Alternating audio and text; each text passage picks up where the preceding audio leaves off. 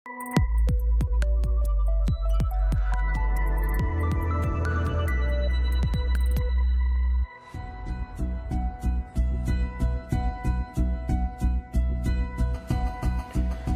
xoş gördük. 7 aylıq fasilədən sonra bu həftə Azərbaycan və Ermənistan Xarici İşlər Nazirlərinin nümayəndə heyətlərinin iştirakı ilə görüşü baş tutdu. Baş diplomatlar hər iki ölkə liderinin Münxen görüşünün ardından Berlində növbəti dəfə Almaniya ərazisində bir araya gəldilər. Bu isə o deməkdir ki, Qərb platforması ilə bağlı Bakı seçimini edib. Şarl Mişel xətti arxa plana keçirilib. Parisdə dəqiq desək ki, Makron isə rəsmən ofsayd vəziyyətinə salınıb. Maraqlıdır ki, Berlin tərəfləri sülhə yaxınlaşdırdığı halda Paris Ermənistanı rəsmən müharibəyə hazırlaşdırır. Ermənistan parlamentinin vitse-spikeri bu günlərdə verdiyi açıqlamasında deyib ki, Fransa bizə zəruri olan birinci sinif silahları göndərir. Bu iş sakitliyi sevir, bütün detalları açıqlamağa ehtiyac yoxdur. Göründüyü kimi, Ermənistanın Fransa tərəfindən müharibə hazırlığı maksimum səviyyədə davam edir. Üstəlik, aprelin 1-dən etibarən Ermənistanda ehtiyatda olan hərbi qulluqçular 3 aylıq təlimlərə cəlb ediləcək. Məsələnin ən absurd tərəfi isə ondadır ki, Qərb yenə də Azərbaycanla Ermənistana hücuma hazırlaşmaqda ittiham edir. Bu dəfə Avropa Parlamentinin illik hesabatında müharibə başlayacağı təqdirdə Ermənistana maksimum dəstək veriləcəyini, Azərbaycana isə sanksiya tətbiq olunacağını bildiriblər. Bu həftə Ermənistan-Rusiya münasibətləri də tamamilə yeni bir fazaya qədəm qoydu. Rusiyanın Xarici İşlər Naziri Lavrov hətta İrəvanla münasibətlərə yenidən baxılmasının mümkün olduğunu dilə gətirdi. Mövzunu studiyamızın qonaqları Azərbaycan Milli İstiqlal Partiyasının sədri Arzuxan Əlizadə və Alyans Strateji Araşdırmalar Mərkəzinin sədri Abdalıb Səmədovla müzakirə edəcək. Hörmətli qonaqlar, xoş gördük, salamlayıram hər birinizi. Təbii ki, həftənin gündəm kifayət qədər zəngindir. İstərdim elə birinci Berlin görüşündən başlar. Əslində Qranada görüşü ərəfəsindən rəsmi Bakı Qərb platformasına, belə deyək ki, arxa plana atmışdı və Qərbdən Azərbaycana gələn təzyiqlər fonunda, yəni Azərbaycanın bu platformaya üstünlük verməsi inandırıcı görünmürdü. Amma nə baş verdi? Seçkilərdən sonra Arzuxan müəllim, Almaniya kansleri Azərbaycan prezidentinə zəng etdi, Münxendə bir görüş baş tutdu. Bu bir ilk idi. Amma Xarici İşlər Nazirlərinin geniş tərkibdə görüşü Cəhan Bayramında qeyd etdiyi kimi 7 aylıq fasilədən sonra ilk dəfə Berlində baş tutdu və yenə də Almaniyada. Əslində burada maraqlı olan nədir? Yəni bir ziddiyyət kimi qiymətləndirilə bilərmi? Fransa Avropada liderlik uğrunda bir mübarizə aparır və bunun nəticəsində Qərb platforması faktiki olaraq iflic vəziyyətinə düşüb. Amma Qərb platformasının özündə bir haçalanma baş verdi. Berlin platforması var və Paris və yaxud Şarl Mişel xətti var. İndi nə baş verir? Bütövlükdə buna Avropa platforması kontekstində yanaşıla bilərmi, yoxsa daxildə olan rəqabət fonunda Almaniya bir addım önə çıxıb? Əslində, Qərb platformasındakı görüşlərə sonuncu dəfə Praqada keçirilən görüşdən sonra son verilmişdi. Çünki Praqada 5'li bir görüş keçirildi. O zaman həm Fransa prezidenti, eləcə də Almaniya kansleri və Şarl Mişelin vasitəçiliyi ilə Azərbaycan və Ermənistan dövlət başçıları 5'li bir görüş keçirdilər və o görüşdən sonra, elə dərhal sonra Fransa prezidenti Makron faktiki olaraq ermənipərəst mövqeyini bir qədər də sərtləşdirdi və Azərbaycana qarşı düşmən mövqeyini sərgiləməyə başladı. Faktiki olaraq bu platformanın sonuna gəlinməsinə elə Makronun özünün açıqlamaları və onun tərəfsizliyi səbəb oldu. Ona görə də Azərbaycan növbəti Qranada görüşündən imtina elədi və ondan sonra daha bir görüşdən imtina elədi. Amma eyni zamanda Azərbaycan hər zaman istənilən platformada sülh danışıqlarına üstünlük verdiyini və diplomatik vasitələrlə problemlərin həllinə hazır olduğunu nümayiş etdiribdi və eyni zamanda da mövqeyimiz də belə olubdur hər zaman. Sadəcə olaraq biz vasitəçilərin tərəfsiz olmasının tərcih eləmişik. Bu mənada tərəfli olan, Azərbaycana qarşı mövqe sərgiləyən, ermənilərə dəstək verən kimlərinsə vasitəçi olmasını heç bir zaman qəbul etməyəcəyimizi də bildirmişik.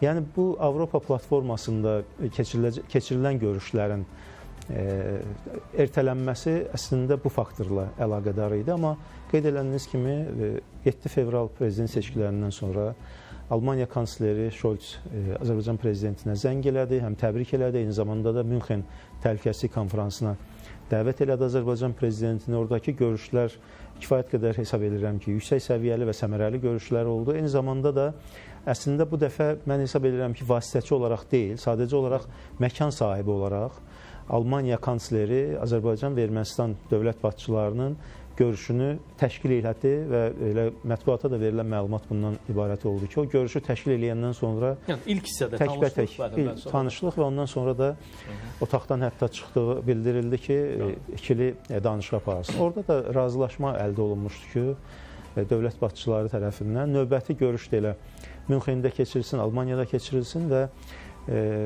qeyd elədiniz, son 7 ayda ilk dəfədir ki, elə Ceyhun Bayramov özü də bununla bağlı məlumat verdi ki, ilk dəfədir ki, belə geniş tərkibdə tərəflər arasında Xarici İşlər Nazirləri səviyyəsində görüş keçirilir. Və görüş 28-29 fevral tarixlərində 2 günlük görüş oldu. Bu 2 günlük görüşdə də kifayət qədər ciddi məsələlər müzakirə olunub. Təbii ki, indi mətbuata açıqlamalar verilməyibdir. Biz də sona qədər detalları ilə məlumatda deyilik. Amma Ceyhun Bayramov danışıqların pozitiv istiqamətdə aparıldığını qeyd elədi və eyni zamanda belə bir məsələni də vurğuladı ki, əvvəllər olduğu kimi ayrı-ayrı maddələrin üzərində işlənilməyibdir. Sadəcə olaraq o maddələr ki, o müddəalar ki, tərəflərin baxışlarında fərqlilik var, həmin fərqliliklərin aradan qaldırılması istiqamətində işlər aparılıbdır, danışıqlar aparılıbdır. Yəni, səmərəli danışıqların olduğu ilə bağlı açıqlamalar verildi. Eyni zamanda qarşı tərəfin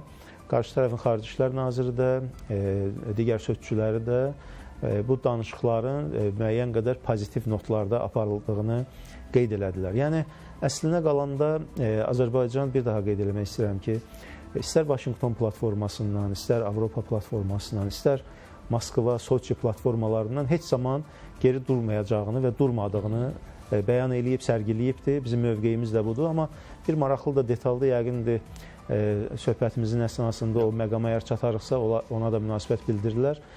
Bu son Antalya diplomatik forumunda Lavrov elə bu Avropa platformasında Azərbaycan və Ermənistan rəhbərlərinin görüşü ilə bağlı bir fərqli mövqe sərgiləyib. Faktiki olaraq açıq bəyan eləyibdir ki, Azərbaycan, Ermənistan və Rusiya dövlət başçılarının birgə imzaladığı və birgə sülh danışıqlarına istiqamətlənmiş müddəalar çərçivəsində yalnız məsələlər müsbət həllini tapa bilər. Və rəsmi Bakıda bununla bağlı ki, xəttinə belə sadiqdir. Amma burada Abdullah müəllim bir məqam var.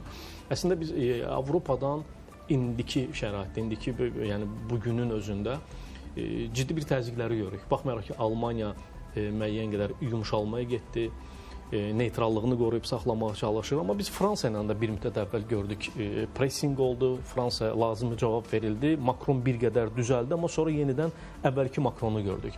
Birləşmiş Ştatların biz siyasətində oxşar yanaşmanı görmüşük. Avropa İttifaqı ilə bağlı Charles Michel olsun, Borrell olsun, digərləri olsun. Yəni, situativ olaraq yumşalma baş verir, amma strateji xətt sonradan davam edir. Yəni, eyni məsələni Almaniyanın bu təşəbbüsündə də gözləyirsinizmi? Yəni, müəyyən qədər, yəni 7 aylıq dönəm kifayət qədər ciddi bir, təhlükəli hətta bir pauzadır. Çünki hər günün hökmü var və regionda və yəni bizim bölgəmizdə nələr baş verir, biz onun şahidiyik. O baxımdan gözləntiləriniz nədir? Yəni, Almaniya əvvəlki platformaların aqibətini yaşayacaq, yoxsa nəticə çıxarılıb və Almaniya belə ki, tank kimi öz hədəfinə doğru irəliləyəcək və ədalətli mövqeyini qoruyub saxlaya biləcək sizcə? Əgər nəticə çıxartsa, mən hesab edirəm ki, Brüssel platformasında, hətta Vaşinqton platformasında Berlin platforması əvəz edəcək. Onlar artıq öz tələfsizliklərini itiriblər. Və bundan sonra onların vasitəsi kimi ortaya çıxmaq şansı çox aşağıdır. Eyni xətti Almaniya tutsa, biz məcbur ondan da imtina edirik. Çünki Granadadan imtina elədik, normal təklif verdik. Fransa prezidenti gəlir, Almaniyanın kansleri gəlir, Charles Michel oturur. Biz də Türkiyəni dedik ki, Türkiyə də iştirak eləsin, çünki onların mövqeyi aydın. Hətta yenə də balans yaranmırdı, amma... Heç olmasa. Buna da razılıq vermirsənsə və sən mövqeyini ortaya qoyub, Ermənistanın təklif elədiyi o 3 prinsipi imzalayıb, deyirsənsə ki, bu həm də mənim mövqeyimdir, sən onda vasitəsi olmursan ki. İndi Almaniya hansı xətti tutar? Hər halda danışıqlar prosesini öyrənməlidir ilk növbədə. Bir şey bilməlidir. Birincisi, sülh sazişinin ləngiməsinin əsas günahkarı Ermənistandır. Təşəbbüs bizdən gəldi. 2021-ci ilin martında 5 baza prinsipi təklif elədik. Qarşılığında bizə 6 baza prinsipi göndərdilər. Və xeyli pauzadan sonra. Və ən maraqlısı da ondan ibarət idi ki, onun 3-ü biz deyənlərin təkrarı idi. 3-ü də orijinal erməni təklifləri idi və 11-incisi də bu idi ki, məktubunuz gec gəlib. Bunu da prinsip adından salmışdılar ki, 6 olsun, bizdən bir artıq olsun. O birisi Minsk qrupunun vasitəsi kimi bu prosesi daxil eləmək və Qarabağın statusu. Əvvəlcə Minsk qrupu məlum oldu ki, dərk elədilər ki, bu qeyri-mümkündür. Bunu diriltmək mümkün deyil. Qeyri-mümkündür. Süni nəfəslə belə alınmadı. Ancaq o birisi tərəfdən də, bunu Almaniyada dərk eləməlidir. Nə vaxt ki, Ermənistana təzyiq olub, danışıqlarda irəliləyiş olub. Elə Minsk qrupu da o cür çıxdı. Qarabağ məsələsinin sazişə salınmayacağı məsələsi də onda Ermənistana deyildi. Ki, pozuculuq işidir bu. Açıq-aşkar Azərbaycan bunu qəbul eləməyəcək. Və sonradan hətta Rusiya istədi ki, o təşəbbüslə çıxış eləsin, Valdayda Putin bir təxribat törətdi. Siz əgər istəyirsinizsə Qarabağın özünə məxsusluğu sazişdə öz yerini tapsın, müzakirə eləmək olar dedi və Soçidə özünü biabır elədi. Azərbaycan prezidenti qəti şəkildə dedi ki, bu məsələ müzakirə oluna bilməz. Öyrənməlidirlər bu prosesi. İndi də baxın, Granadada nəyə qol çəkdilər bunlar? Öz imzalarıyla prosesi ləngitdilər, dalanı dirədilər. Yəni, Azərbaycan deyir ki, ərazi bütövlüyünü qarşılıqlı olaraq qəbul edək. Ermənistan mütləq ora bir təxribatçı əlavə eləyir. Yox, rəqəmlə göstərək. Mütləq rəqəmlə göstərək ki, 29.8 Ermənistanın da 86.6 min kvadrat kilometrdə Azərbaycanın. Yəni, orada da bir hilə var. Olmayıb. Sovetlər dövründə nə qədər peşkəş verilib Azərbaycan torpaqları. Əvvəlcə bunu eləyək, bəlkə Ermənistan 30 oldu, bəlkə 25 oldu. Yəni, indidən o rəqəmə, delimitasiyadan əvvəl sən rəqəmə niyə qol çəkdirmək istəyirsən? Yaxud ikincisi, mütləq 75-ci il xəritəsi əsasında delimitasiya olmalıdır. Niyə? Sən Soçidə razılığa gəlibsən ki, xəritələr əsasında və Rusiyanın məsləhətçi yardımı ilə. İndi Rusiyanın oyundan kənar vəziyyətdə qoyursa bu heç. Niyə 75-ci il xəritəsi 75-ə qədər nə qədər torpaqlarımız verilib? Niyə 20-ci il yox? Niyə 22-ci il deyək ki, seriyə daxil olduğumuz ərazilər götürülsün? Demək istədiyim odur ki, bu da açıq-aşkar pozuculuqdur. Nəhayət kommunikasiyaların açılması məsələsi. Kərdən bizdə də deyirlər ki, ermənilər sülh istəyir, biz niyə getmirik onu? Bizim çox maraqlı siyasətçilərimiz də var. Dırnaq arası. Siz təsəvvür edin, kommunikasiyalar, dövlətlərin suverenliyi, yurisdiksiyası, bərabərlik və qarşılıqlıq prinsip əsasında açılmalıdır. Yəni, Naxçıvandan Azərbaycanın əsas hissəsinə gələn Azərbaycanlı, yaxud əks istiqamətdə gedən, Ermənistandan Çinə gedəndən eyni olmalıdır. Bərabərlik prinsip gözlənilməlidir. Belə şey mümkündürmü? Kaliningrad modeli deyirik. Sənətdə də yazılıb, maniyəsiz hərəkət təmin olmalıdır. Maniyəsiz keçid, bəli. Maniyəsiz. Deməli, burada müəyyən güzəştlər olmalıdır. Yəni, nə qədər ki, Qərb bu prinsipləri müdafiə eləyir, burada təbiidir ki, irəli getmək qeyri-mümkündür. Almaniyada mövqeyini dəyişməsə, bu reallıqları dərk eləməsə, onun da vasitəçilik şansı gedir. Ancaq bir məsələ var. Azərbaycan Rusiya platformasını qəbul edir. Gürcüstanı da təklif edir. Üzbəyiz oturub danışaq da deyir, Qərbə də gedir. Ancaq Ermənistana tapşırıq veriblər, yalnız Qərb platforması. O da ki, təbii ki, danışıqları pozmağa yönələn bir təşəbbüslərdir. Əslində, məsələnin ən maraqlı tərəfi odur ki, bugün Qərb bütün məsələlərdə Avropa Birliyi tərəfindən olsun, fərdi qaydada münasibətlər, Fransa, Avropa Parlamentinin son illik hesabatında verilən bəyanatlardan göründü. Avropa Şurası Parlament Assambleyası ilə bağlı məlum məsələlər oldu. Belə deyək, Qərb bütün cinahlardan Azərbaycana qarşı hücuma keçir, mövqeyi bəllidir və mənim şəxsi mövqeyim ondan ibarət ki, həm də dəyişməzdir. müəyyən epizodik hallarda nəsə dəyişiklik ola bilər. Məsəl üçün Berlinlə bağlı təbii ki, ümidlərimiz çox böyükdür. Amma bir məsələ var. Hətta mən mətbuatda da görürəm, sosial şəbəkədə də görürəm ki, Azərbaycanda Qərb platformasının bir dəfəlik imtina olunmalıdır kimi bir ehkamçılıq mövqeyi də var. Ki, indiki şəraitdə, bugünkü reallıqda belə deyək, kosmetik dəyişiklik olsa belə strateji baxış bizə dəyişməyəcək.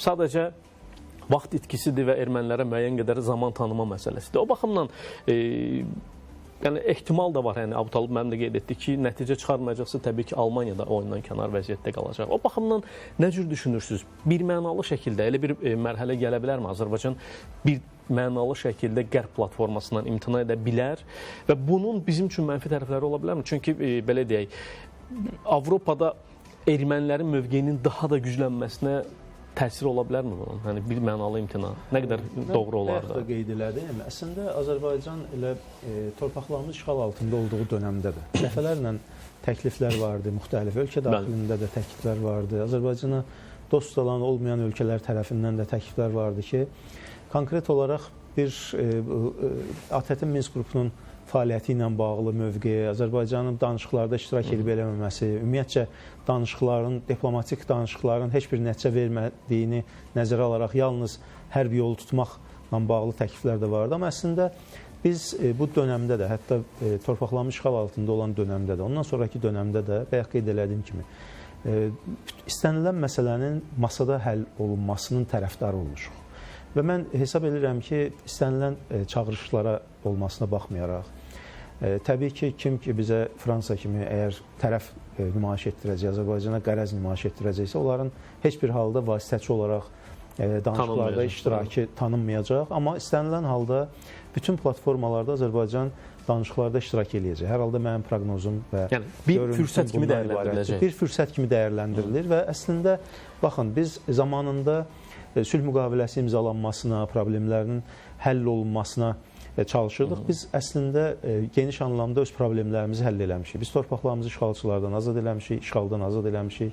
Separatizmə, terrorizmə öz ərazimizdə son qoymuşuq, ərazi bütövlüyümüzü bərpa eləmişik və regionda Azərbaycan faktiki olaraq çox geniş iqtisadi imkanlara malik olmaqla yanaşı, eyni zamanda kommunikasiya imkanlarına da malikdir. Yəni biz təkcə Zəngəzur dəhlizinin ümidinə qalmamışıq belə baxanda. Təbii ki, Zəngəzur dəhlizi olduqca vacib komponentdir kommunikasiya baxımından. Yəni belə olmazsa olmaz da əslində. Olmazsa olmaz deyil əslində. Amma Ermənistan özü dalandadır faktiki olaraq. Və bu günləri elə Azərbaycan prezidenti Elçin Əmirbəyovun da bir açıqlaması var ki, əgər Ermənistan belə dirənəcəksə, Zəngəzur dəhlizi ilə bağlı üzərinə götürdüyü, 3 ildən bəri üzərinə götürdüyü öhdəlikləri yerinə yetirməyəcəksə, həmin kommunikasiyada bir dalan olaraq qalacaq. Yəni, bundan ən çox əziyyət çəkən də Ermənistan olacaq və məsələ burasındadır ki, həmin kommunikasiyaların açılmasında əslində o vasitəçilik eləmək, vasitəçilik missiyasını həyata keçirmək istəyən, Azərbaycana bu və ya digər formada təzyiq yolunu tutan tərəflərin özlərinin maraqları var. Yəni, o dəhliz üzərindən hansısa maraqları var və o dəhlizdə nəzarət uğrunda mübarizə gedir deyə bu vasitəçilik eləməklə, bu platformalar, müxtəlif platformalar təklif etməklə, eyni zamanda güya Azərbaycana təzyiq eləməklə nəyəsə nail olunacaq deyə bu mövqe sərgilənir. Ermənilərə dəstək verilməklə hər zaman deyirəm ki, bu erməni sevgisindən irəli gələn məsələ deyil. Burada Amerika Birləşmiş Ştatlarının da marağı var, eyni zamanda bizim şimal qonşumuzun da marağı var, cənub qonşumuzun da, Fransanın da marağı var, Böyük Britaniyanın da marağı var və çox böyük dövlətlərin də marağı var ki, o Zəngəzur dəhlizi adlanan o yoldan, kommunikasiya xəttindən öz maraqlarına uyğun, yəni özlərinin orada müəyyən qədər nəzarətlərini bərpa eləməklə kommunikasiyanın açılmasında maraqlıdırlar və buna görə də Azərbaycana müəyyən təzyiqlər edirlər ki, bu yolla.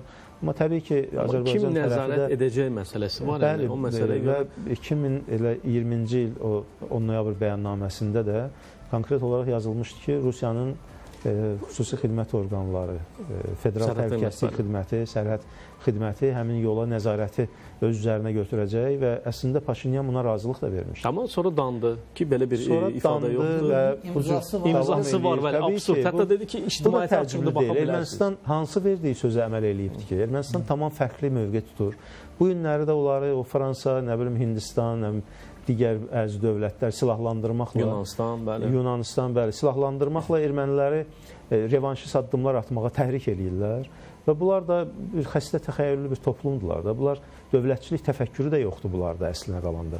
Və bu günləri illər boyu onları əslində yaradan, bu arealda mövcudluqlarına şərait yaradan, bunları qoruyub saxlayan Rusiya arxa çevirməklə güya nəyəsə nail olacaqlar deyə bir fikirdədirlər. Təbii ki, Rusiyanın bölgədə bütövlükdə bölgəni nəzarətə almaq məsələlərini də biz göz ardı eləmək istəmirik. Amma söhbət Ermənistandan gedirsə, Ermənistan bugün arxasını tam olaraq Rusiyaya qarşı çevirib yalnız Avropa və Qərb dövlətlərinə yönəlik siyasət yürüdürsə, təbii ki, çox ciddi, böyük faciələrlə üzləşməli olacaq. Və bu həftə də proqnozlar da var, hətta erməni dövlətinin mövcudluğu çox böyük sual altına düşə bilər deyə ciddi məsələlər var. Ona görə də əslinə qalanda biz bütün platformalarda hesab edirəm ki, iştiraki tərcih edirik. Eyni zamanda da kim bizə yönəlik tərəf nümayiş etdirəcəksə, bizə qarşı tərəf nümayiş etdirəcəyik. Təbii ki, hər hansı platformada olmağından asılı olmayaraq, həmin platformada biz danışıqları Almaniya və keçirilməsini məqbul hesab eləməyəcək. Əlbəttə, Almaniya Fransa arasında belə əbədi bir rəqabət var Fransa daxilində. Sözsüz ki, yəni, bu müəyyən mənada bəlkə də bizim xeyrimizə öz işini görə bilər. Yəni, Almaniya təşəbbüsü ələ almaq üçün Fransadan fərqli mövqe tutması, Fransanın bir dövlət xarakterinə də mənə gəlir ki, uyğun gəlir. O baxımdan o qədər də yəni, pessimist deyiləm mən ki, Almaniya ilə bağlı müəyyən qədər davamlı şəkildə bu prosesin gedəcəyinə inanıram. Amma burada bir məsələ var. Siz bax, qeyd etdiniz ki, müxtəlif platformalar var. Bakı heç birinə yox demir, sadəcə bir mənalı bizə qarşı çevrilən o təşəbbüslər Makron və yaxud Mişel olsun. Digərlərində iştirak edirik, dediyimiz kimi fürsət kimi baxırıq. Amma bu həftə maraqlı bir tədbir oldu, Antalya diplomatik forumu. Orada Ermənistanın geniş heyətlə iştirakı maraq doğurdu. Əslində, nə qədər gözlənilən idi. Yəni ki, məhz məkan məsələsi var və Qərbin belə də ki, nəzarətindən bir qədər kənar. Düzdür, birbaşa sülh danışıqları ilə bağlı deyil, amma Azərbaycan və Türkiyə ilə münasibətlərin qurulmasında bu cür tədbirlərin önəmi kifayət qədər böyükdür. Nə qədər gözlənilən idi və əslində bu nəyisə ifadə edirmi? Qarşıdakı dönəmdə Ermənistan bizimlə Türkiyə ilə münasibətləri fərqli bir formatda inkişaf etdirməkdə maraqlı olduğunu göstəricisi hesab oluna bilərmi? Belə bəyanatlar verirlər. Verirlər, ancaq daha çox görünən budur ki, Azərbaycanla Türkiyənin arasına bir soyuqluq salmaq istəyirlər. Və elə Erdoğan'ın inaugurasiyasında iştirakı da, ondan sonraki davranışları da onu göstərir ki, ümid edirlər ki, bəlkə biz Türkiyəni müəyyən qədər Azərbaycandan ayıra bilərik. Ancaq yenə də elə son günlərdə də bəyanatlar verildi ki, Türkiyə, Ermənistanla münasibəti Azərbaycanla danışıb və koordinasiya edilmiş şəkildə. Bəli. Yəni, burada nəyəsə ümid eləmək ağılsızlıqdır. Antalya forumu çox nüfuzlu bir forumdur və orada 20 dövlət rəhbəri iştirak edib. Güman eləmək olardı ki, Paşinyan özü iştirak edəcək. Ancaq indi Mirzayan getdi və geniş nümayəndə heyətindən getdi. Orada maraqlı məsələlərdən biri də Lavrovun bəyanatıdır. Və çox təəssüf ki, Rusiya daha konstruktiv mövqe tutur. Bax, bu həqiqətən də. Çünki biz həmişə Avro-Atlantik məkana inteqrasiya eləmək istəmişik, Qərbə həmişə yaxınlaşmaq istəmişik. Bu həmişə belə olur. Və əhalinin də istəyi bu olur. İndi baxın, 4 bəyanat var. Və Paşinyan altından qol çəkib. O bəyanatlarda sülh sazişinin əsas hissəsi var demək olar ki. Və onların hamısından imtina edir Ermənistan. Elə birincisi Arzuxan müəllim dedi. Deməli, Zəngəzur dəhlizini kimin nəzarət eləməz? Qol çəkibsən ki, Rusiya sərhəd xidməti nəzarət edəcək. İkincisi, müayinəsiz hərəkət məsələsi var. İndi fikir verin. Bir sülh kəsişməsi atıqları ortaya və Qərb dəstəkləyir bunu. Deyir ki, dəmir yolu Meqridən keçir. Bunu qəbul edirlər. Həmin o 43 kilometrlik sahədə. Ancaq avtomobil yolu Kardinci oradan keçməlidir. O da dağlıq ərazi.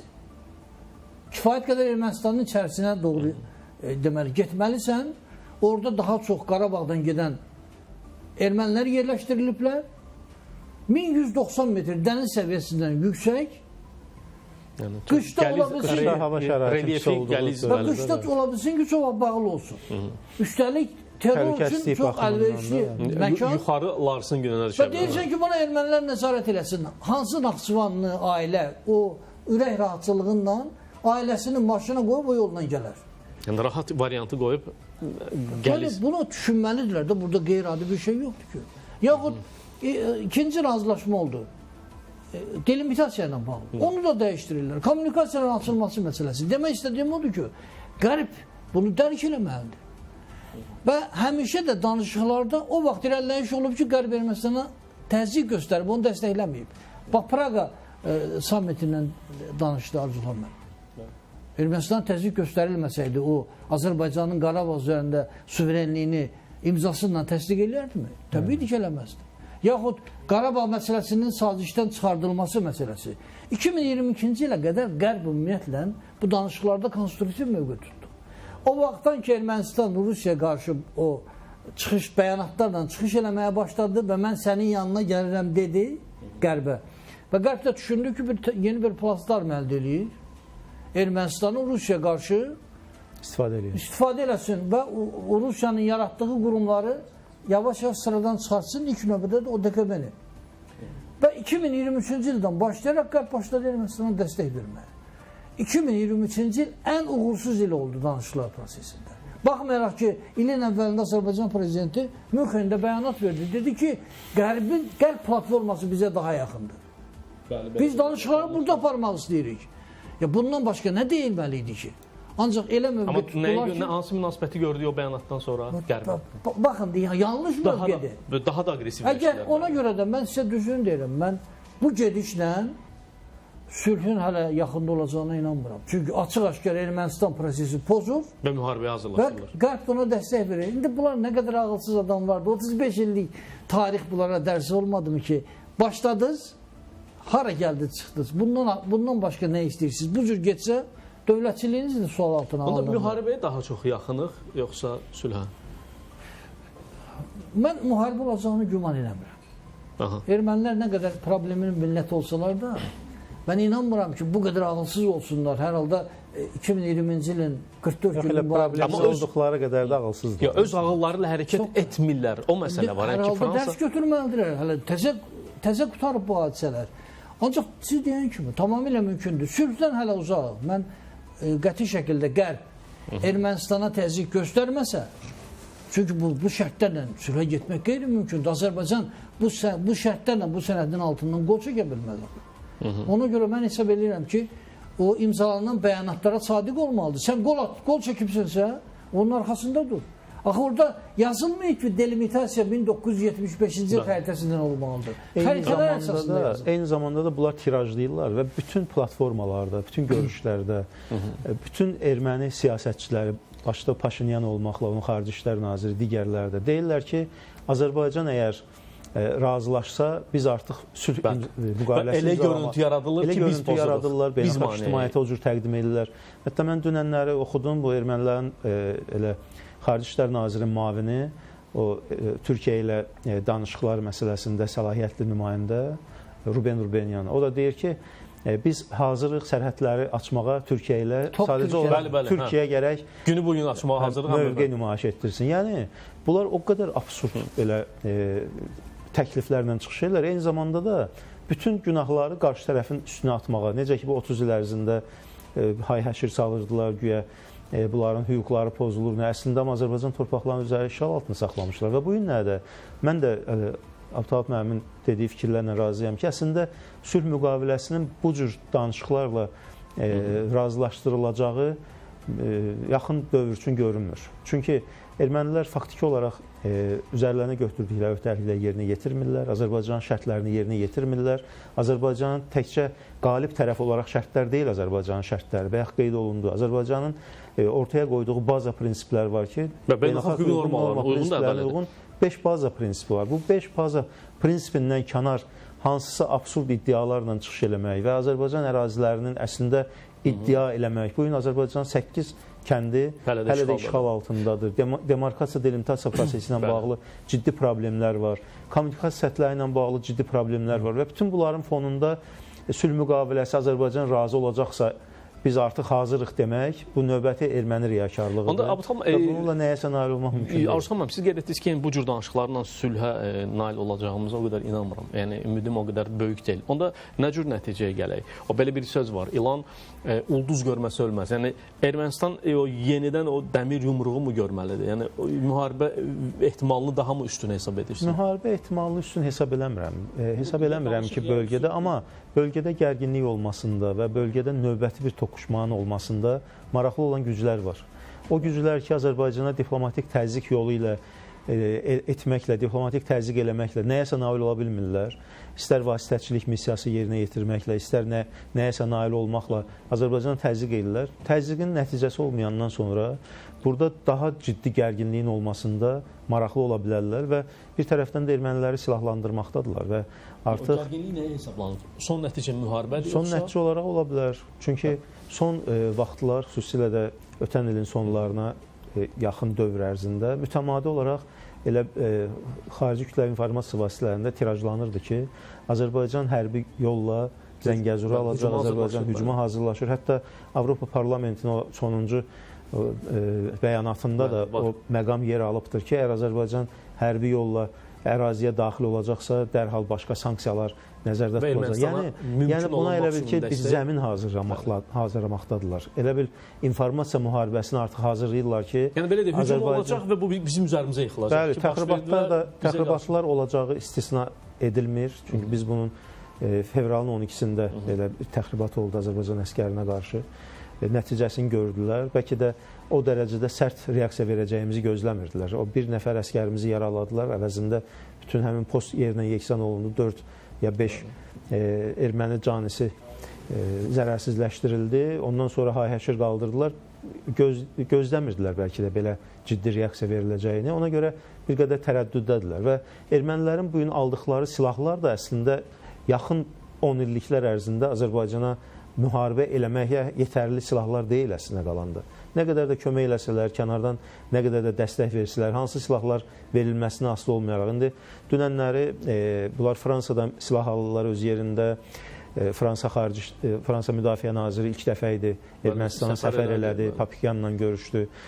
Digər tərəfdən Hindistandan ötən il silahlar aldılar. Dünənləri Ermənistanın Yunanistanda olan səfiri Yunanistan Müdafiə Naziri ilə görüşür və üzümüzə gələn həftə Yunanistan Müdafiə Nazirinin Ermənistana gəlməyi gözlənilir. Yenə də Yunanistandan silahlar alınması ilə bağlı məsələ qonşu İranla bağlı gündəmdədir. Bəli, İranla bağlı orada konsulluqların açılması və bu prosesin davamlı aparılması. Eyni zamanda dünən elə Ermənistan Təhlükəsizlik Şurasının sədri mətbuata da belə açıqlama veribdir ki, 21-ci ildən sonra Rusiya bizə silahlar vermədi deyə. Yəni 96%-dən 10%-ə düşdü. 10%-ə düşüb artıq Rusiyanın o Ermənistanın aldığı silah bazasında yeri. Fransa tutmaqla yanaşı, eyni zamanda etiraf edir ki, 21-ci ildən sonra milyardlarla dollarlıq müqavilələr imzalanıbdır silah almaqla bağlı. Yəni Ermənistan belə görünür ki, kütləvi surətdə silahlanmaqdadır və bu silahlanma, bu silah varsa əgər, belə bir deyim də var ki, nə vaxtda açılacaq. Ona görə də hər şey ola bilər. Təxribatlar da gözlənilən və təxribatlar olacaqsa təbii ki, Azərbaycan cavab vermək zorunda qalacaq və beynəlxalq hüquqda da var ki, biz əgər konkret olaraq həmin ərazilərdən təhdid görəcəksə, ən azı bir 20-25 kilometrlik təhlükəsiz zolağı yaratmaq hüququmuz var ki, o zolağı yaratsaq elə Zəngəzur dəhlizi həm Naxçıvan tərəfdən, həm Naxçıvana da təxribatlar edirlər. Bizim nəzarətimizə qayıdır. Yəni, bu variantlar da mümkündür. Eyni zamanda böyük dövlətlər ki var, Zəngəzur dəhlizinin açılmasına maraqlıdırlar. Onlar üçün maraqlı deyil ki, Ermənistan dövləti ümumiyyətcə mövcudluğunu qoruyub saxlasın, yoxsa yox. Sadəcə olaraq bu bölgəyə müəyyən qədər nəzarətlərini bərpa eləmək istəyirlər. İndi Azərbaycana təzyiq yolu ilə, Ermənistana dəstək vermək yolu ilə, nə yolu iləsə, nəyə nail olmayacaqlarsa, təbii ki, Ermənistanı dayaq altına qoyacaqlar, digər özlərinin iqtisadi və siyasi maraqları, hər şey üstün gələcək və bu maraqlar toqquşması çərçivəsində təbii ki, hər şey baş verə bilər. Əsas məsələ odur ki, Azərbaycan bugün güclüdür, ordumuz güclüdür və biz bu siyasətimizi aparmaqla günün birində o Zəngəzur bölgəsinə də təbii ki, sahiblənəcək. Amma Hikmət Hacıyevin elə səhv eləmirəmsə Antalya diplomatik forumunda belə bir açıqlaması oldu ki, regiondan kənar qüvvələr, böyük güclər geosiyasi intriqaları bizim regiona, Cənubi Qafqaza daşımaq istəyirlər. Yəni əslində bütün əlamətləri ilə görünür ki, böyük güclər regionda, xüsusilə Azərbaycan Ermənistan arasında yeni bir toqquşmada maraqlıdır. Yəni əlamətlər bunu deməyə əsas verir. İndi Birləşmiş Ştatlar təbii ki, bunu örtülü, pərdəli şəkildə həyata keçirir, amma Avropa ön planda, Fransa var, bayaq Aruzxan müəllim digər ölkələrin adlarını çəkdi, o cümlədən İran amili var. Hətta Qriqoryanın, o Təhlükəsizlik Şurası katibinin belə bir açıqlaması da oldu ki, mən təqdimat hissəsində qeyd etdim ona ki, birinci nəsil silahlarla biz təmin olunuruq və bu iş sakitliyi sevir. Yəni, dediyindən belə çıxdı ki, əslində hər şey göründüyü kimi deyil. Yəni, bilinməyən müəyyən silahlanmalar, müəyyən anlaşmalar var. Əslində, bütün bunlar müharibənin bir addımlığındayıq kimi, yəni bu müharibənin ayaq səsləri kimi qəbul oluna bilərmi? Çünki Avropa İttifaqıdır, Avropa Parlamentidir, digər ölkələrin bəyanatlarından sanki özlərini indidən post 3-cü Qarabağ savaşına hazırlayırlarmış kimi görünür. Yəni belə bir sizdə də hiss varmı? Hələ bir belə müşahidələr varmı? Mən düzü o məsələlər barədə düşünəndə özümü ağıllı adamların yerinə qoyub düşünməyə üstünlük verirəm və ağıllı adam belə şey eləməməlidir. Ancaq nəzərə alsaq ki, Macron deyilən bir siyasətçi var və özünü bütün dünyada biabır edir. Fransada da, dünyada da, regionda da, bəli. Bu tərəfdən də Ermənistan rəhbərliyi də açıq demək lazımdır. Ermənilərin ən ağıllısı olsa da o qədər müdrikliyi ilə seçilmir.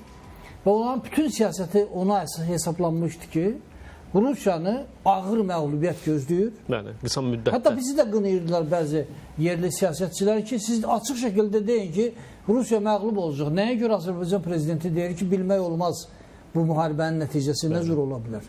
Çünki siyasətçi hesablamalıdır. Bilməlidir bunları və ən azından neytral bəyanat verməlidir. Ancaq hadisələrin gedişi göstərir ki, Qərb artıq Ukraynanın üstündən xət çəkib və istirahət edirlər. Ukrayna dağılır, Rusiya addım-addım irəliləyir, silah atmağa mərmini deməli qənaətlə istifadə edir Ukrayna. Bu heç şeyim narahat eləmir. Baxmayaraq ki, Biden heç kongresi gözləmədən də yardımlar eləyə bilər. Bunu da eləmirlər. Və tamamilə doğru bir məqama gəlirsiniz, amma belə bir illüziya var ki, o Fransa, həmin o hikkəli Macronun o bəyanatı oldu ki, biz Rusiya ilə birbaşa döyüşəcəyik. Yəni siz demiş, mərmini verməyə əli gəlməyən, xəsislik eləyən Avropa, Qərb öz əskərini gedib Rusiya ilə müharibədə öldürməyə razılıq verəcəkmi? Bu da növbəti Macron bəyanatıdır. Yəni sən kimi göndərə bilərsən? Siz harada vuruşubsuz ki, burada da vuruşasınız? Yəni bu ağlasan bir şey deyil ki, sən belə böyük bir dövlətin prezidenti verdiyi bəyanat. Silah verin də, biz o gün keçən il Almanya Ukrayna deməli il ərzində 3300-nə qədər mərmi ayırıb. Bu deməli Ukraynanın bir gündə atdığından azdır bəlkə. 5000 bir gündə mərmi atır. Yarım günlük normal. Təsəvvür edin. Bu qədər məsuliyyətsiz insanlar. Ukrayna xalqı qırılır, şəhərlər darmadağın olub. Kömək eləyin. İndi düzdür, Zelenski hələ fəryad eləmir. Ancaq biraz da dözüb çıxış yolu yoxdur artıq. Artıq yol yoxdur və indi baxın Amerika Birləşmiş Ştatlarında seçki qabağı kampaniya gedir.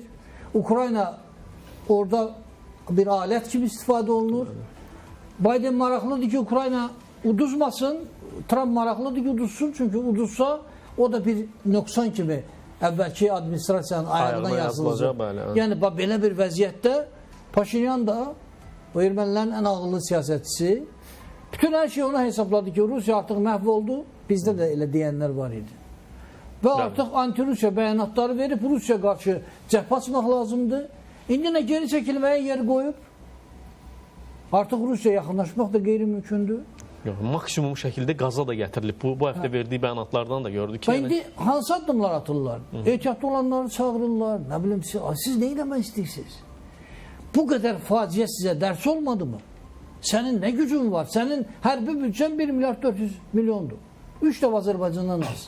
Və bundan əvvəl də az olub. Həmişə az olub.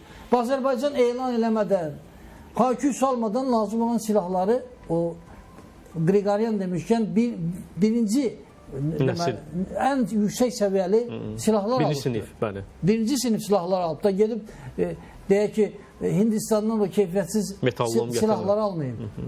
Yəni, bu bir reallıq hissi olmalıdır. Ona görə mən inanmaq istəmirəm. Özümü ağıllı adamların yerinə qoyub deyirəm ki, olmamalıdır müharibə. Ancaq eyni zamanda Makronun və ermənilərin yerinə qoyanda da təbii düşünmək məcburiyyətindəyik ki, Makron hikkəsi belə bir şey ola bilər. Belə əlamətləri ilə ora aparır. Amma belə deyim, ümumiyyətlə bu Antalya forumu ilə bağlı istərdim ki, məqamı yekunlaşdıraq. Orada belə deyək ki, Avropa İttifaqının sözçüsü var, Tayyip Klar. Yəni belə bir ifadəsi oldu ki, əlbəttə Azərbaycanla Ermənistan arasında sülh sazişi imzalanarsa, ümumiyyətlə bu razılaşma Avropa İttifaqı mülki missiyasının Ermənistan ərazisindən, sərhəddən çıxarılmasına imkan verəcək. Yəni, əslində, burada təbii ki, bir dolayısıyla Azərbaycandan bir narahatlıq da var ki, biz Azərbaycandan narahatıq, ona görə qalmağımız bu məqsədləndir. Bu baxımdan, belə deyək, daha çox fərqli yanaşmalar var ki, Avropa İttifaqının həmin mülki missiyası bölgədə bizdən daha çox Rusiya ilə bağlıdır. Orada gümrük ilə bağlı, digər hərbi hissələrlə bağlı kəşfiyyat məlumatları toplayırlar və məqsəd əslində bizdən daha çox o missiyası oradır. O baxımdan, tutaq ki, günü sabah elə həmin o Klara da demək lazımdır ki, əslində qərb dövlətləri və təsisatları imkan versə imzalayaraq. İmzalansa, yəni bizim bölgədə Qaratikan kolu kimi belə deyək ki, uzana gedən o Avropa missiyasının fəaliyyətinə bəlkə ki, dondurulacağı və yaxud xitam veriləcəyini gözləyirsiniz, yoxsa dediyimiz kimi məqsəd əslində növbəti mərhələdə balansı qorumaq üçün Rusiya qarşı hesablanır? Yox, inandırıcı deyil. Avropa konkret olaraq Ermənistan ərazisində öz qüvvələrini yerləşdirmək siyasəti yürütməkdədir. Məqsəd Rusiyanı sıxışdırıb çıxarmaq bölgədən və bu məqsəd vəzifə olaraq Paşinyanın qarşısına da qoyulub, Paşinyan hakimiyyətə gətirilən zaman və bu missiyadan geri durmayacaqlar. Avropa ölkələri, Fransa başda olmaqla, elə Amerika Birləşmiş Ştatları da maraqlıdır təbii ki, bölgədən Rusiyanın vurulub çıxarılmasında və öz qüvvələrini orada yerləşdirməkdə maraqlıdırlar. Bu gün silahlar verirlərsə, Fransa, elə Amerika Birləşmiş Ştatları ilə də hərbi təlimlər keçirildi bir ötən il. Eyni zamanda Fransa təkcə silah verməklə dayanmır. Ora təlimçilər də göndərirlər. Müşavirlər var, müşavirlər göndərirlər və birgə Ermənistanın müdafiəsini birgə qurulması ilə bağlı bu dəfə Fransa Müdafiə Naziri gələndə o məsələlərdə müzakirə elədiklərini bəyan elədilər. Yəni, konkret olaraq bölgədə yerləşməkdən söhbət gedir. Bununla bağlı elə Antalya diplomatik forumunda sual da verildi Rusiya Xarici İşlər Nazirinə Lavrova. Lavrov da çox belə incikcəsinə və konkret olaraq Rusiyanın mövqeyini bildirərək etdi ki, hələ 2021-ci ildə yadınızdadır, Ermənistan KTMT-yə sədrlik elədiyi bir dönəm var idi. Həmin sədrlik elədiyi dönəmdə də Ermənistanda KTMT-nin iclasları keçirilirdi. İlk dəfə idi bəlkə də bu fikri bildirirdi ki, bir gecə səhərə qədər müzakirələr aparılıbdır ki, KTMT-nin sülh məramlı qüvvələri həmin ərazidə yerləşdirilsin. Və Ermənistan tərəfi də razılıq verilmiş. Lavrovun açıqlaması bundan ibarətdir. Amma deyir, səhər məlum oldu ki, Paşinyan onu imzalamaqdan imtina eləyir və deyir ki, KTMT Azərbaycana yönəlik sərt mövqe bildirməyib və elə Lavrov özü deyir ki, amma buna baxmayaraq ki, Avropa tərəfi də Azərbaycana sərt mövqe bildirməmişdi, amma bir gündən sonra artıq o Avropa müşahidə missiyasının orada gəlib yerləşməsinə şərait yaradıldı Ermənistan tərəfindən. Yəni, konkret olaraq Ermənistan üzərinə bugünkü hakimiyyətinin konkret olaraq üzərinə götürdüyü öhdəlik var və öhdəlik ondan ibarətdir ki, Rusiya bölgədən sıxışdırılıb çıxarılsın. Dünənləri ermənilərin əvvəlki sabiq bir müdafiə naziri var, onun da açıqlamaları vardı. O da deyir ki, əgər KTMT ilə münasibətlər tam olaraq pozulacaqsa və Gümrüdən, eləcə də Erebunidən Rus hərbi silahlı qüvvələri çıxarılacaqsa, təbii ki, bu o deməkdir ki, Türkiyə ilə də, İranla da sərhədlərdə olan Rusiya sərhədçiləri də bölgədən çıxmağa məcbur olacaqlar. Belə olacağı təqdirdə, ümumiyyətcə Ermənistan demir. Deyir ki, erməni millətinin bu arealda mövcudluğu çox böyük sual altına düşəcək və erməni milləti olmayacaq. Hətta belə bir sərt bəyanat da verir. Bu Rus politolog Suslovun bir açıqlaması oldu ki, artıq bu Ermənistan yox, Qərbi Azərbaycan adlanacaq. Suslov da bir həftə bundan əvvəl belə bir açıqlama vermişdi. Yəni, bu cür açıqlamalarla Ermənistanın politologları da, xüsusilə də müxalif düşərgədə olan politologlar, eləcə də sabiq dövlət siyasət xadimləri də çox ciddi açıqlamalar verirlər. Amma bütün bunlara baxmayaraq görünən ondan ibarətdir ki, Paşinyan o xəttə tutub gedir və bir tərəfdən Rusiyadan tam olaraq qırılmağın mümkünsüzlüyünü də başa düşür. Çünki bir gün içərisində indi açıqlama verdi o günləri ki, Zvartnos hava limanından Rus sərhədçiləri çıxmalıdırlar. Lavrov ona da bir ironiya ilə cavab verdi əslində. O spikerin Simonyanın açıqlaması idi. Daha çox şəxsi mövqeyi kimi qeyd etdi, amma mövzunu gündəmə gətirdi. Mövzuydu, amma mən bilən elə Frans 24 kanalına verdiyi müsahibədə Paşinyan da təxminən ona oxşar fikirlər bildirmişdi. Eyni zamanda demişdi ki, KTMT-də fəaliyyətimizi dondurmuşuq, nə bilim,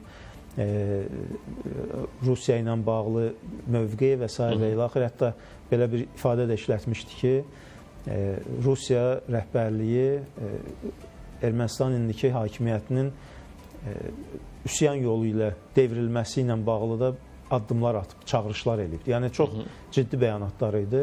Düzü, indi Lavrovun açıqlamaları oldu, biraz da ironik formada açıqlamaları oldu diploma. Amma ki, konkret olaraq nə Paşinyanın, nə Simonyanın bu cür mövqeyinə konkret Rusiya siyasi rəhbərliyinin ciddi açıqlamasına rast gəlinməyibdir. Amma hesab edirəm ki, çox ciddi məqamlar olacaq Rusiya Ermənistana qarşı. Amma Lavrovun münasibətlərimizə yenidən baxıla bilər deməsi, yəni hər zaman ermənilərə belə deyək ki, qahmar çıxan, yəni Lavrovun mövqeyini artıq ciddi bir mövqe dəyişikliyinin əlamətləridir. Təbii ki, amma eyni zamanda Lavrov, mən onun verdiyi cavablara ikinci dəfə də belə baxdım. Birincisi, orada bir daxilində öz kökləri ona bir dərindən ah çəkməyə vadar elədi ki, biz təəssüf hissi ilə ki, o müharibənin gedişində, 20-ci il müharibəsinin gedişində Paşinyan razılaşmadı.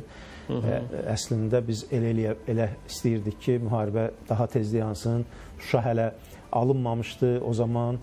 Şuşanın belə bir ifadə də işlətdi. Çox əslində Rusiya rəhbərliyinin hesab edirəm ki, elə o dövr üçün mövqeyi idi ki, dedi ki, Şuşa hətta Qarabağın tərkibində qalmaqla belə bir razılaşmaya nail olmaq mümkün idi. Amma erməni baş nazirinin üzərinə atır bütün günahları. Eyni zamanda hesab edirəm ki, Ermənistan ictimaiyyətinə də yönəlik mövqedir ki, o daxildə Paşinyana qarşı o müxalif cəbhəsi ki var, Rusiyaya yönəlik siyasət yürütmə tərəfdarı olan cəbhə ki var, onlara yönəlik, onların əlini gücləndirən açıqlamalar idi. Hesab edirəm ki, eyni zamanda Lavrovun həmin açıqlamaları ki, gələcəkdə Ermənistan çox ciddi faciələr gözləyə bilər və Rusiya ilə qırılması faktiki olaraq Ermənistanın mövcudluğuna son qoya bilər. Amma burada KTMT ilə bağlı bu həftə maraqlı məsələlərdən biridir. Səhv eləmirəmsə, fevralın 28-də Milli Assambleyada çıxış zamanı Paşinyan qeyd etdi ki, biz hələ də KTMT-dən cavab gözləyirik. Biz onlara müraciət ünvanlamışıq hökumətlə. Ermənistanın, KTMT-nin Ermənistandakı məsuliyyət zonası nə deməkdir, haradır və təəssüflər olsun ki, hələ cavab verilməyib. Cavab verilməyənə qədər de jure hətta bizim KTMT-dəki fəaliyyətimiz dondurulacaq. Təbii ki, buna müəyyən bir cavablar vardı. Hətta bu həftə səhv eləmirəmsə, Zatulinin bir çox maraqlı şantaj da olub. Yəni, o da ermənipərəst olmasına baxmayaraq belə bir ifadəsi vardı ki, yəni, gümrük ilə bağlı onun tarixi adı Aleksandropol olub və əslində burada belə deyək, bunu erməni ekspertləri bunu o cür şərh etdilər ki, Rusiya açıq şəkildə mesaj verir ki, KTMT ilə bağlı hərbi, belə deyək ki, yön dəyişmə ilə bağlı məsələlər qətiləşsə, ən azından gümrünü Rusiya ilhaq edəcək. Yəni, artıq bura doğru gəlib çatmışıq mı? Bu bəyanatlar o cür qəbul oluna bilərmi? Artıq Rusiya, siz dediniz, yəni mən Rusiyanın bu qədər təmkinli davranışının yəni, izahını tapmaqda çətinlik çəkirəm həqiqətən də. Yəni, maksimal şəkildə. O cümlədən bu həftə hökumətin iclasında səhv eləmirəmsə, o da maraqlı mövzudur. Avropa İttifaqına üzvlük məsələsindən bağlı yəni, bir açıqlama verildi ki, müraciət oluna bilər yəni, bu ay ərzində. Yəni, son dərəcə ciddi mesajlardır və Rusiyanın çəkdiyi tünd rəngli qırmızı cizginin üstündə oynayır Ermənistan. O baxımdan nələr baş verə bilər? Bu təmkin hara qədər davam edəcək sizcə? Rusiya bu il Ukraynanın əks hücumunun necə gedəcəyini gözləyir. Bu, Ukraynanın son şansıdır. Və Qərb də məlumdur ki, yardımları azaldıb. Elan elədilər ki, keçən ildə nisbətən bu il az olacaq. Hətta o azı da verməyiblər hələ. Rusiyanın da hərbi xərcləri hansı 120 milyard dollara qədər gəlib çıxıb. Üstəlik də açıq demək lazımdır. O 120 milyard dollara istehsal olunan o silahlar ucuz başa gəlir Rusiya. Nəinki Ukraynaya ayrılan yardıma Amerika Birləşmiş Ştatlarından alınan bu bahalı silahlar. Ona görə mən güman edirəm ki, Ukraynadakı vəziyyəti sabitləşdirməyim gözləyir hələ ki. Artıq əmin olsun ki, Ukraynada məsələ həll olundu. Ondan sonra Rusiyanın Ermənistana qarşı edə biləcəkləri həddindən artıq çoxdur. Birincisi, Ermənistanın xarici ticarət dövriyyəsinin 35.3% Rusiyanın payına düşür. Yəni 1/3-dən artıq. Daha artıq, bəli. Təsəvvür eləyin. Qazın qiyməti ən ucuz. Qiyməti 2 dəfə qaldırmaq ehtimalı var. Ermənistandakı o gəlirin məsələlər Rusiyanın nəzarətində də bu da başqa bir. Yuxarılar keçid məntəqəsini istənilən vaxt bağlaya bilər. Yəni təzyiq imkanları, üstəlik bu il 2023-cü ildə Rusiyadan öz vətəninə ən çox pul göndərən ermənilər oldu. Təqribən 4 milyard dollar. Milyard, bəli. Fantastik bir rəqəmdir. Bəli. Sən bunları bilməlisən axı, sən Rusiyaya qarşı meydan oxuyursansa, üstəlik sənin imzaladığın sənədlər var. Birincisi, o DKP-də dondurma məsələsi, prosedurası yoxdur. O DKP-dən sən çıxa bilərsən. Yəni, əslində, elə çıxmaq üçün bəhanə axtarışıdır, bəli. Necə ki, bizim konstitusiyada vəzifəni dondurmaq məsələsi olmadığı halda arada bir donduranlar olmuşdu bizdə də. Yəni, təfəkkür eyni təfəkkürdür. Yəni, çıxmaq istəyirsən, elan elə ki, çıxıram. Ancaq sən 49 illiyə gümrüdə hərbi baza yerləşdiribsən. Və müddətdən əvvəl çıxmasını da onunla şərtləndiribsən ki, Rusiya razılıq verməlidir. Rusiya razılıq verər buna.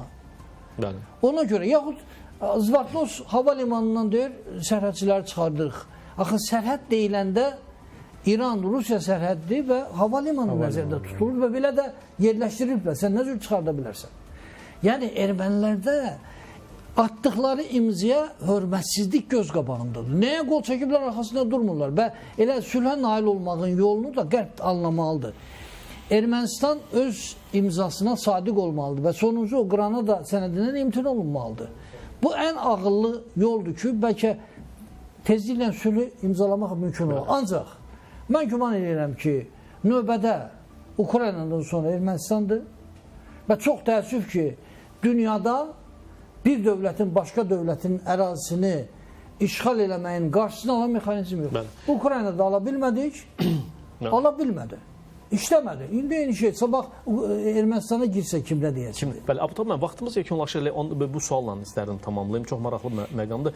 Paşinyan bu həftə hökumətin iclasında belə bir maraqlı bir fikir də qeyd edib ki, əslində belə deyək, Rusiyadan qopmaqla bağlı ki, artıq yəni müəyyən hökumət üzvlərindən, parlament üzvlərindən daha doğrusu partiyadaşlarından ki, bunun müəyyən riskləri ola bilər Rusiya tərəfdən açıq şəkildə qeyd edib ki, olacaqlar onsuz da olacaq. Yəni ki, Rusiya tərəfdən baş verəcəkləri artıq gözə alıram. Yəni, bunun etirafıdırmı? Və qeyd edib ki, amma Qərb bizə lazım olan təhlükəsizlik zəmanətini verə bilər. Biz hər zaman verilişlərdə də danışırdıq ki, Ermənistan o zaman KTMT ilə bağlı, Qərblə bağlı qəti addım atacaq ki, Qərb ona təhlükəsizliyinə zəmanət verəcək. Artıq o zəmanət verilib və yaxud verilmə ərəfəsindədir. Ona görə daha cəsarətli addım ata bilərmi Ermənistan Rusiyaya qarşı? Qərb o zəmanəti Ukraynada vermişdir. Bir şey elədi mi? 94-cü ildə hələ Budapest. Yəni bu Qərbin zəmanətindən etibarsız şey yoxdur və olacaqlar məsələsində də Paşinyan olacaqların olması üçün əlindən gələn elədi və Ermənistanı bu vəziyyətə saldı. Ancaq bir daha da demək lazımdır ki, o Ermənistanın ən ağıllı Ermənisidir. Ermənistanın ən ağıllı. Aydındır. Çox sağ olun. Maraqlı söhbətə görə hər birinizə təşəkkür edim. Bir də xatırladım ki, studiyamızın bugünkü qonaqları Azərbaycan Milli İstiqlal Partiyasının sədri Arzuxan Əlizadə və Alyans Strateji Araşdırmalar Mərkəzinin rəhbəri Abutalıb Səmədov idi. Salamat qalın.